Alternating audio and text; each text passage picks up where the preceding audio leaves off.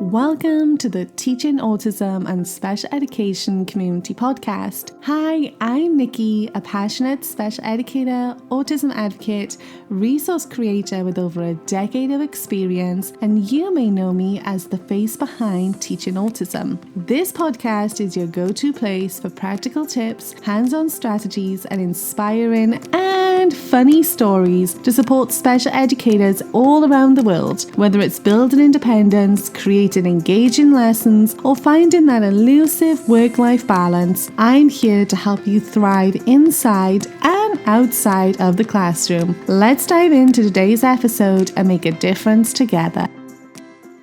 Hey friends, and welcome back to the Teaching Autism and Special Education podcast.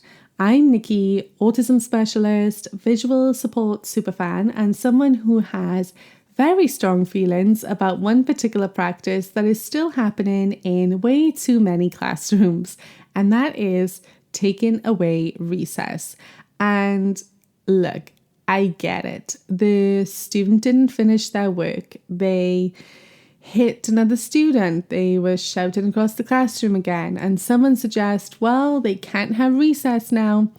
But here's the thing, taking away recess does not fix the problem. It makes it worse. So today I'm going to break down why I don't agree with using recess as a punishment, what the research says about the importance of recess, the harm that it causes, especially for our neurodivergent students, and what you can do instead to support behaviour and learning. Okay, let's go.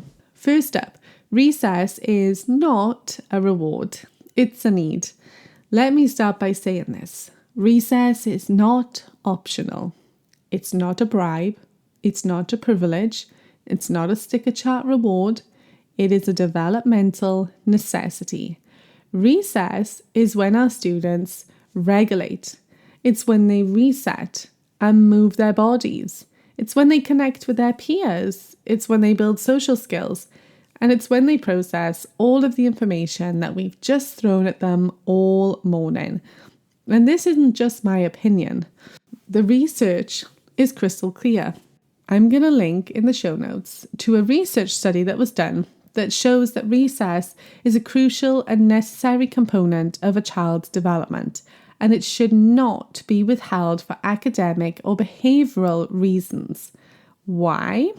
Well, because recess improves attention and focus. It reduces challenging behaviour. It increases on-task performance. It supports mental health and emotional regulation. It helps students develop communication and problem-solving skills. In fact, studies show that students are more productive and engaged in learning after a break involving physical activity. So when we take away recess as punishment, we are literally removing the thing that could help solve the problem that we are trying to fix. And now, why it's especially harmful for our neurodivergent students. So for our neurodivergent students, recess isn't just this sort of fun time. It is a critical regulation break. These students often will mask all morning. They will push through sensory overload. They will have huge amounts of energy to stay on. They will struggle with executive functioning. They need movement, fresh air, and downtime to reset. Taking that break away because they couldn't finish a worksheet or because they got overwhelmed and yelled, it's punishing the symptom and not supporting the need. We wouldn't take away a water bottle because a child is thirsty. So why are we taking away regulation when their nervous system is already on edge? So here's why it doesn't work. Let's be honest. Does it work? Have you ever seen a student completely turn things around after missing a recess? No, because what usually happens is the behaviour continues, the student becomes more dysregulated, they are going to feel more disconnected from their adults and peers around them, and they are going to start dreading school instead of feeling safe. And here is something big. Taking away recess does not teach the skill that they are missing.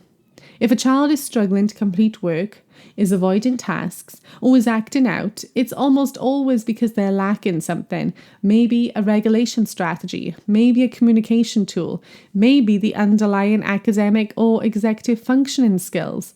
Recess isn't the problem, the lack of support is. So what can you do instead? I get it. You still need to respond to behaviour or incomplete work, but you can do that without removing a student's only chance to regulate. So here are some alternatives. 1, use natural consequences. So if a student rips up their work, they may need to repair it or work on a replacement copy later with support, but they still go to recess. 2, offer work then break opportunities. So set up clear routines. Let's get 2 pages done, then it's time for recess. Use visuals, timers, first then boards. All of these will help to structure expectations. 3, provide academic or behavioural support during class time. If a student is struggling to finish work, figure out why. Do they need simplified instructions, a task broken into steps, a quiet space, a scribe or visuals, a sensory break before work? Let's adjust what we're offering instead of punishing the response to unmet needs. So I want you to build regulation into their day. Instead of recess being the only chance to move, can you give them some mini brain breaks, some movement tasks, and some choice-based activities throughout the day? Because if regulation happens frequently, then these behaviors are naturally going to decrease. And finally, have restorative conversations. If a student hurts someone, guide them through reflection after they've regulated. So let them practice saying sorry, drawing a card, fixing the problem, whatever's appropriate for their level. But again, don't do this during recess. Do it during learning time, because that's when we teach. All right, here's what I want you to take away today. Recess is not a reward, it's a right. It's movement, it's regulation, it's connection. And for many students, especially our neurodivergent ones, it's the one part of the day where they feel the most successful. When we take that away, we're not fixing behaviour, we're reinforcing the belief that school is unsafe, that adults are unpredictable, and that mistakes mean isolation. But when we protect recess, no matter what, we tell our students, your body matters, your needs matter, you are still worthy of play even on your hardest day. And that's the kind of message that we want to get across to our students. All right, thanks for joining me today, friend. If this episode gave you something to think about, or if you're rethinking how your team approaches recess, I'd love to hear from you. You can find me on social media at Teaching Autism, and you can also check out the show notes for a bunch of helpful links. Until next time, protect play, lead with compassion, and keep being the amazing teacher that you are.